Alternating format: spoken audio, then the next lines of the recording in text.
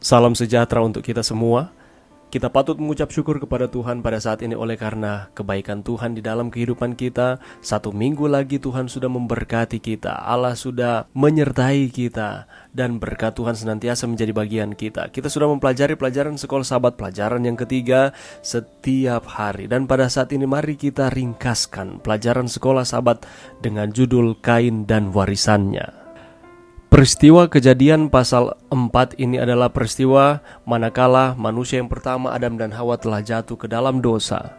Setelah mereka jatuh ke dalam dosa, Allah memberikan penghukuman dan mereka tidak boleh lagi tinggal di Taman Eden. Mereka harus keluar dari taman yang telah diberikan Allah kepada mereka. Dan beberapa waktu kemudian lahirlah anak-anak dari Adam dan Hawa, yakni Kain dan Habel.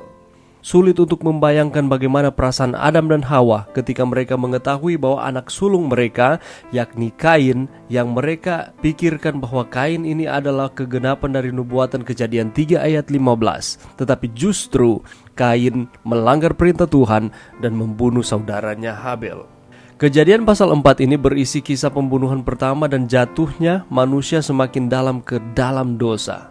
Allah menjanjikan bahwa akan ada penebus, dan ketika Adam dan Hawa terus memikir-mikirkan bahwa akan ada penebus ini, maka mereka berpikir pada keturunan mereka lah penebus yang akan dijanjikan itu akan diberikan oleh Allah. Tetapi pada kenyataannya justru peristiwa menyakitkan yang dirasakan oleh Adam dan Hawa karena melihat perselisihan dari anak-anak mereka. Allah juga hadir di dalam pasal ini. Dia peduli akan anak-anaknya dan menawarkan kasih karunia kepada orang-orang berdosa. Sama seperti ketika Adam dan Hawa jatuh ke dalam dosa, Allah yang mencari mereka. Demikian pula ketika Kain melakukan pelanggaran terhadap Tuhan, Allah juga Allah yang sama yang mencari dia. Kita akan melihat bersama di dalam pelajaran kita adalah mengenai dua bersaudara, bagaimana kelahiran mereka dan apa persembahan mereka kepada Tuhan. Kita juga akan melihat dosa Kain. Lalu Allah memberikan nasihat, Allah menghukum akan Kain oleh karena pelanggarannya. Dan pada akhirnya ada dua garis keturunan antara anak-anak Kain dan anak-anak Allah. Mari kita lihat bersama. Mari kita lihat kelahiran Kain dan Habel. Kejadian 4 ayat 1 mengatakan, kemudian manusia itu bersetubuh dengan Hawa istrinya dan mengandunglah perempuan itu, lalu melahirkan Kain. Maka kata perempuan itu, aku telah mendapat seorang anak laki-laki dengan pertolongan Tuhan. Hawa ingat janji Allah dalam Kejadian 3 ayat 15 saat dia melahirkan anak pertamanya, yakni Kain. Dan Hawa mengira bahwa Kain ini adalah penggenapan dari nubuatan itu, bahwa keturunannya yang akan membebaskan mereka dari dosa. Jadi ada ekspektasi yang tinggi dari Adam dan Hawa ketika Kain itu lahir. Itulah sebabnya di dalam Kejadian pasal 4 ini Kain menempati sebagian besar ceritanya. Dia bukan hanya anak sulung, anak yang hampir disembah oleh orang tuanya, tapi dialah satu-satunya yang berbicara. Atau dengan kata lain, Hawa dengan bersemangat mengomentari kelahiran Kain dan tidak mengatakan apa-apa tentang Habel.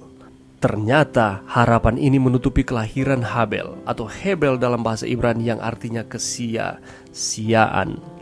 Masing-masing mereka membuat pilihan yang berbeda. Kain memilih untuk mengusahakan akan tanah dan Habel memilih untuk memelihara ternak. Dan kelihatannya Kain mengikuti perintah Allah di dalam Kejadian 2 ayat 15. Semuanya tampak berjalan sesuai dengan rencana pada mulanya.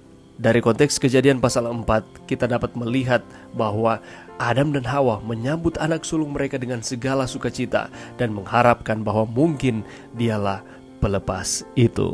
Itulah sebabnya mereka lebih memprioritaskan Kain dibandingkan Habel. Tetapi bagaimana kelanjutan ceritanya? Mari kita lihat pelajaran selanjutnya. Kejadian 4 ayat 3. Setelah beberapa waktu lamanya, maka Kain mempersembahkan sebagian dari hasil tanah itu kepada Tuhan sebagai korban persembahan.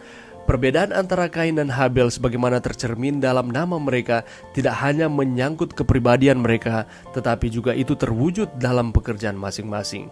Kain adalah petani, sedangkan Habel adalah gembala kambing domba. Allah mewajibkan hewan dan sayuran sebagai persembahan.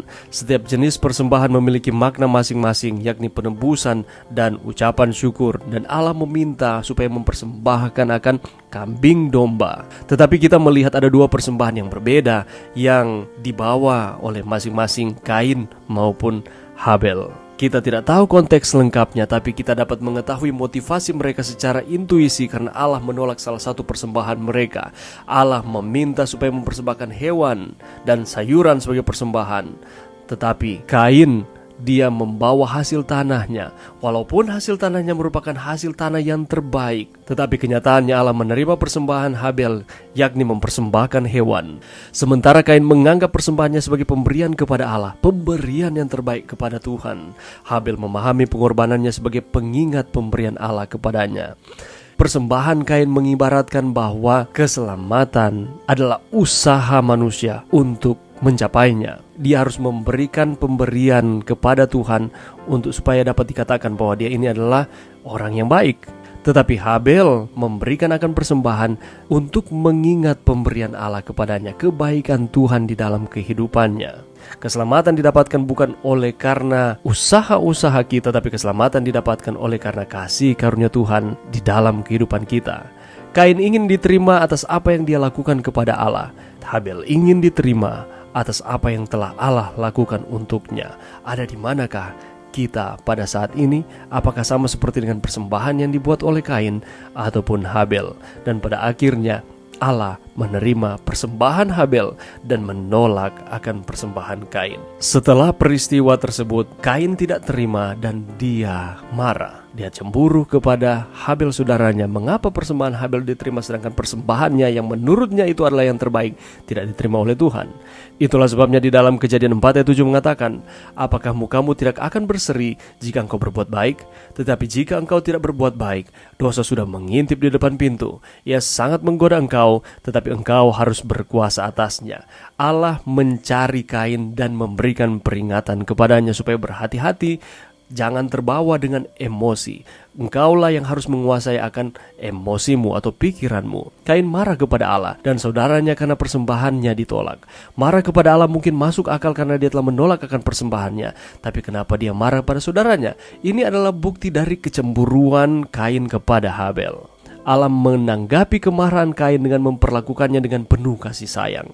Dia memberinya beberapa nasihat untuk mencegah dia dari berbuat kesalahan. Lebih lanjut, mendorong dia untuk membuat pilihan yang baik. Allah berusaha untuk menyelamatkan akan jiwa dari Kain dengan ia berinisiatif untuk memberikan kasih sayangnya kepada Kain. Dia mengundang Kain untuk melakukan apa yang benar dan baik. Dia akan selalu diterima, tetapi dia harus menerima persyaratan Allah dan bukan persyaratannya sendiri. Apa itu?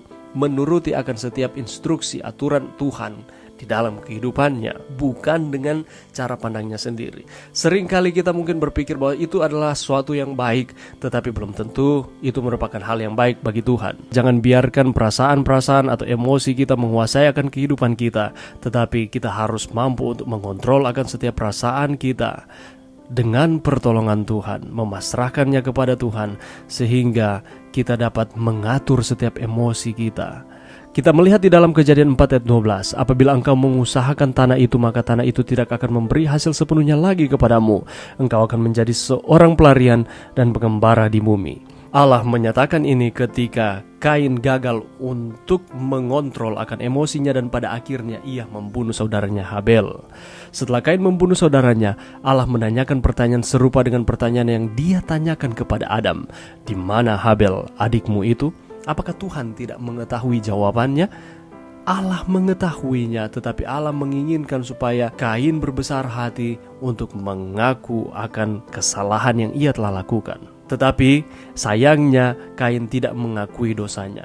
Dia bahkan tidak mencoba memberikan alasan dan dia hanya menghindari pertanyaan dan justru menantang Allah. Berapa banyak di antara kita ketika kita melakukan akan kesalahan-kesalahan, justru kita membenarkan akan diri kita sendiri dan kita mempersalahkan Tuhan ataupun orang lain padahal kita yang melakukannya. Oleh karena itu, Allah membiarkan Kain dikutuk dari bumi yang telah meminum darah saudaranya. Kain telah memilih untuk hidup jauh dari Allah sehingga ia dikutuk untuk hidup mengembara. Tragisnya kehidupan Kain yang pada awalnya Adam dan Hawa mengharapkan Kainlah yang merupakan pelepas dari dosa itu. Kain tidak bertobat, tetapi ia tahu bahwa hidup jauh dari Allah berarti kematian. Tetapi Allah memelihara orang-orang berdosa dengan belas kasihannya. Allah sangat mengasihi Kain. Demikian pula Allah sangat mengasihi kita. Walaupun kita melakukan akan kesalahan sama seperti dengan Kain melakukan akan dosa, tetapi Allah tidak meninggalkan. Allah terus bersama-sama dengan tujuannya adalah supaya kita berbalik dari kesalahan kita. Walaupun kita sudah jatuh ke dalam dosa, ada janji penyertaan Tuhan bahwa Tuhan tidak akan meninggalkan kita. Oleh sebabnya kita harus datang kepada Tuhan. Janganlah menjadi sama seperti dengan Kain ini. Mari sekarang kita melihat anak-anak Kain. Kalau kita lihat di dalam Kejadian 4 ayat 24, di sana dikatakan, sebab jika Kain harus dibalas 7 kali lipat, maka Lamek 77 kali lipat. Apa maksudnya? Nanti kita akan temukan itu bersama-sama. Mari kita lihat keturunan Kain. Keturunan Kain ini menjadi lebih buruk dari generasi ke generasi. Lamek adalah contoh yang tepat untuk hal ini. Dia adalah bagian dari generasi ke-7 setelah Adam. Dan kalau kita melihat, Kain mengadopsi paham monogami, di mana dia hanya memiliki seorang istri. Dan apa yang dilakukan? Dia menyembunyikan akan dosanya. Dia minta kasih karunia dari Tuhan, perlindungan ketika ia diusir, lalu dibalaskan 7 kali lipat oleh Allah. Bagaimana dengan Lamek ini? Dia mengadopsi paham poligami. Dia yang memperkenalkan konsep poligami ini kepada dunia. Dan keturunan-keturunannya selanjutnya, dia membual atas dosanya. Dia tahu bahwa dia melakukan kesalahan, dosa, tetapi dia justru menuliskan akan dosanya dalam bentuk lagu. Dia menganggap rendah Allah sebagai Allah yang dapat mengampuni akan setiap dosa.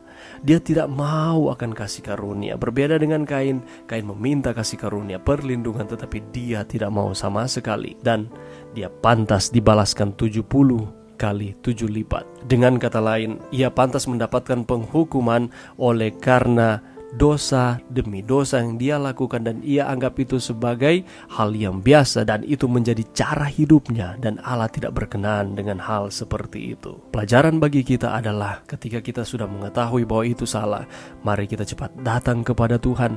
Jangan kita menganggap remeh, menganggap rendah Allah di dalam kehidupan kita, tetapi mari kita tempatkan Allah sebagai yang terutama, sehingga ia akan mengampuni kita. Kalau kita melihat di dalam Kejadian 4 ayat 26, lahirlah seorang anak laki-laki bagi Set juga, dan anak itu dinamainya Enos. Waktu itulah orang mulai memanggil nama Tuhan. Kalau kita melihat segera setelah episode kejahatan dalam keluarga Kain ini, ayat Alkitab selanjutnya mencatat peristiwa baru, yakni Adam bersetubuh pula dengan istrinya, dan hasilnya adalah kelahiran Set. Dan Hawa memberikan nama kepada Set ini, memberikan arti bahwa Tuhan telah meletakkan benih lain menggantikan Habel. Dan anak dari Set ialah Enos, dan pada waktu itu mereka mulai memanggil nama Tuhan. Oleh karena perbuatan yang dilakukan oleh Kain dan juga keturunannya, pada akhirnya Allah menggantikannya dengan Set dan keturunan selanjutnya. Dan dari keturunan mereka lah sehingga penebus itu ada. Hawa memiliki iman bahwa pembebas akan datang melalui keturunan Set. Keturunan mesianik akan menjadi bagian dari garis keturunan Set. Keturunan Set atau anak-anak Allah dan Kain anak-anak manusia jelas berbeda sejak Enos. Kita boleh lihat perbandingan antara keturunan Set dan keturunan Kain selanjutnya. Anak-anak Allah adalah mereka tetap setia kepada Tuhan. Keturunan dari Set selanjutnya sampai ke Nuh, tetapi Kain sampai ke Tubal Kain, mereka terus membangkang dan tidak menuruti akan perintah Tuhan. Keturunan Kain semakin jauh dari Allah, tetapi keturunan Set mencoba untuk mendekat kepadanya. Henok juga merupakan bagian dari generasi ke-7 sejak Adam, tapi pengalamannya sangat berbeda dengan sepupunya Lamek. Dia hidup berjalan dengan Tuhan, hidup dekat dengan Tuhan, dan pada akhirnya Henok tidak lagi diketemukan di bumi ini karena ia telah diangkat ke sorga. Kita adalah anak-anak Allah. Mari kita meniru Henok dan berjalan setiap hari bersamanya. Kiranya dengan pelajaran ini dapat menjadi kekuatan bagi kita untuk kita terus setia kepada Tuhan. Dari pengalaman Kain dan warisannya, anak cucunya memberikan pelajaran kepada kita bahwa Allah memberikan kasih karunia, tetapi pilihan-pilihan ada di tangan kita. Dan pada akhirnya posisi Kain digantikan dengan Set dan keturunannya yang lain. sehingga Mesias yang dijanjikan, benih yang dijanjikan tersebut hadir dari garis keturunan Set, bukan dari Kain. Mari berdoa. Terima kasih Tuhan atas firman-Mu pada saat ini. Bantu kami Tuhan untuk kami terus setia kepada Tuhan. Ini doa kami di dalam nama Yesus. Amin.